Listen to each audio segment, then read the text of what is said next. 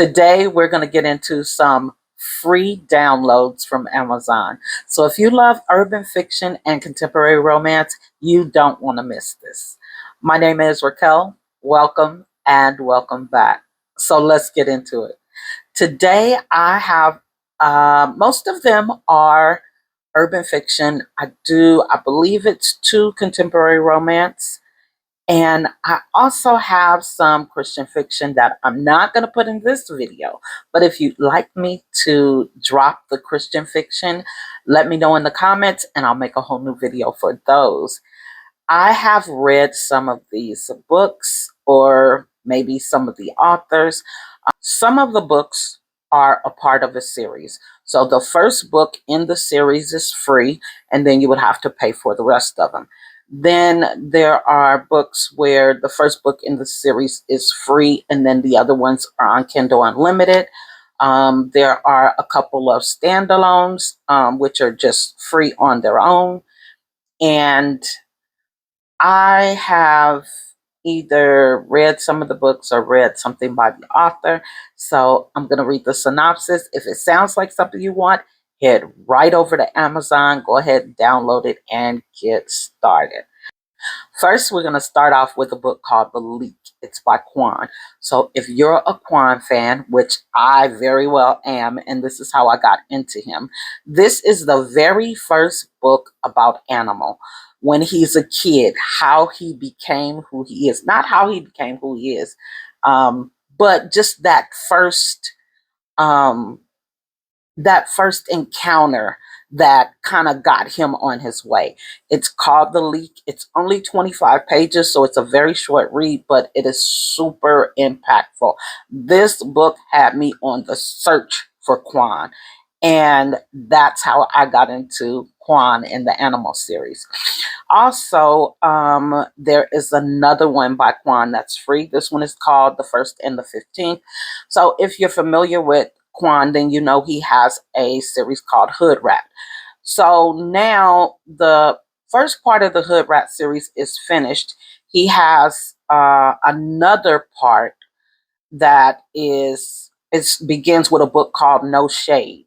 But this is the beginning of that part of the Hood Rat series, and it's called The First and the 15th. And so if you loved Quan like I do, and you have not read these books, I would recommend these for you, definitely, because they are just like the beginning of those stories that we love so much. And then we have, it is called Undeniable by Raymond Francis. This is book 1 of 2.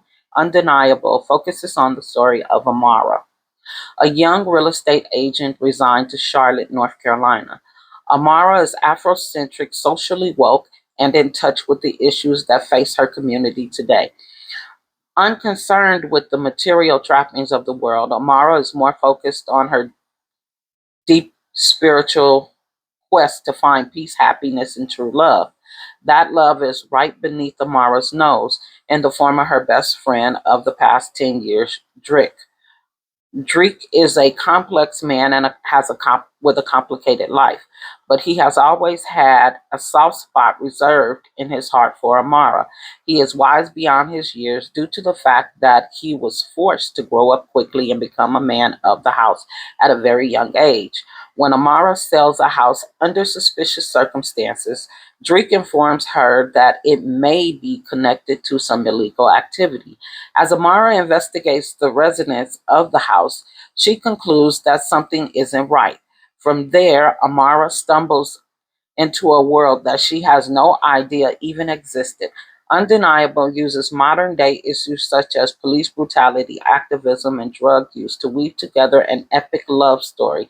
As the events play out, Amara and Drake is forced to make decisions that they never thought they would have to, but these decisions will ultimately shape their pride, purpose, and destiny. That sounds good to me. I might have to download that one. And then we have After the Rain. It is by Ron Letty. This is book 1 of 2. It says, after witnessing Carissa, infidelity. One rainy afternoon, Adrian world comes crashing down. Determined to still live out his dreams, he used it as motivation to get on his feet. Within a short amount of time, his business was up and running, and he met Asia the very first day. With a steady income and new love, what could possibly go wrong? Adrian would soon answer that very same question. He was sleeping with another woman. He eventually came to his senses, but after an unexpected text, he found himself struggling to fight off temptation. His decision for one last night of fun turned out to be one he would regret for a long time. Carissa happened to be at the right place at the right time, and after a chain of events, she has the plot and motive to ruin his life. Okay. And then we have a book called Spin Cycle. It is by Louise Payne. It says, when Sydney is released from a lengthy stay in a psychiatric hospital and into the care of her older sister Naomi, she is far from the woman she used to be. Falling in love in the last Falling in love is the last thing on her mind until she meets Judas Mendez, a mid-level hustler from East London, coming up real quick. And her once warm and humble demeanor is replaced with a shady, backstabbing diva with money and status being her only motive. Back in her old neighborhood, the real Sydney finds herself unable to escape the tragic events of her life, and she struggles to move forward amidst the multiple personalities that corrupts her mind. She's on the brink of self-destruct when she is reunited with with her ride or die chicks, Brittany and Sydney. And the situation heightens when old habits die fast, leaving her torn between love, money, and friends. Okay, so the first contemporary romance, it is by Angie Daniels, and it's called In the Company of My Sisters. So it says, In the Company of My Sisters is a bold, emotionally charged woman's drama with the heart of Waiting to Excel, the truth bombs of Think Like a Man, and Vacation Gone Wrong humor like Girls Trip, but with deeper emotional consequences. Lisa's picture perfect life masks the devastating diagnosis. She invites her sister and two closest friends to Jamaica, hoping that the sun soaked getaway will lead to closeness, healing, and a moment of truth. But instead, the trip becomes a pressure cooker of emotional baggage.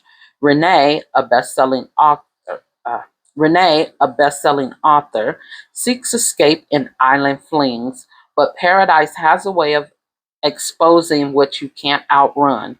Nadine, a high-powered attorney, must decide whether to keep hiding her truth to please others or risk everything for a chance at real happiness.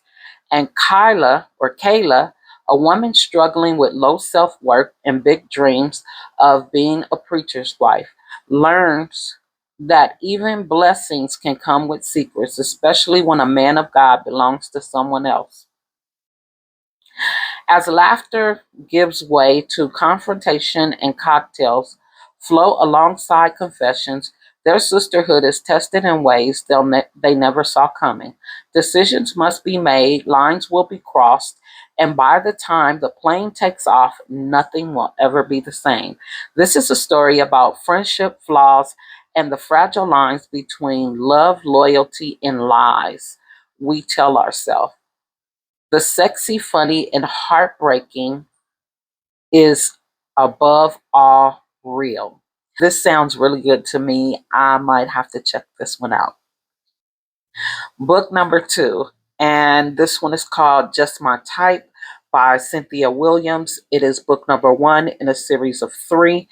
It is the Henderson Family series, and it says Janiyah Henderson may be an adult, but her dad doesn't see it that way.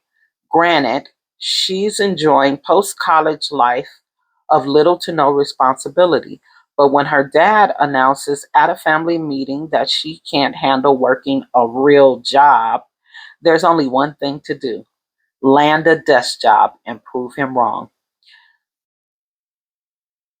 When her brother's best friend, Frederick Jenkins, need a new assistant, she knows she's the perfect candidate. So what if she's had a crush on him? So what if she's had a crush on the conservative accountant since she was 9? She's the last woman Freddie would fall for. But Freddie is far from impervious to Jania's charms. Though he can't help but be attracted to her, he knows in eating his Jania is more interested in eating his cereal and teasing him than viewing him as more than a good guy next door. When he offers her a job, he can't imagine her giving up late mornings and colorful outfits for 8 a.m. meetings and pantyhoses for too long. But as Janaya excels as his employee, he fears he's in danger of falling hard for a woman he shouldn't care for. Pretty soon, the attraction they've tried to ignore boils to the surface, and after Freddie shows Janaya the man behind the numbers, she's ready to show him that she's just the type of woman he needs. That sounds really cute. Yeah, kind of cutesy, and that's not like really my kind of romance. I don't go for the cutesy type.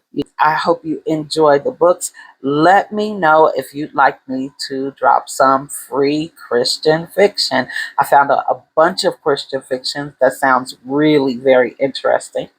And if you're interested in that, let me know. I do have some other books that I found for free. So I will be doing this on Monday until I run out of books or until I can't find any more. So just let me know in the comments if you like to see Christian fiction um, or any other genre. If I can find them, I'll definitely go ahead and make a video about it. If you enjoyed the video, don't forget to like it. Don't forget to do all the rest of the YouTube things like comment, subscribe, and share. Until next time, see you soon.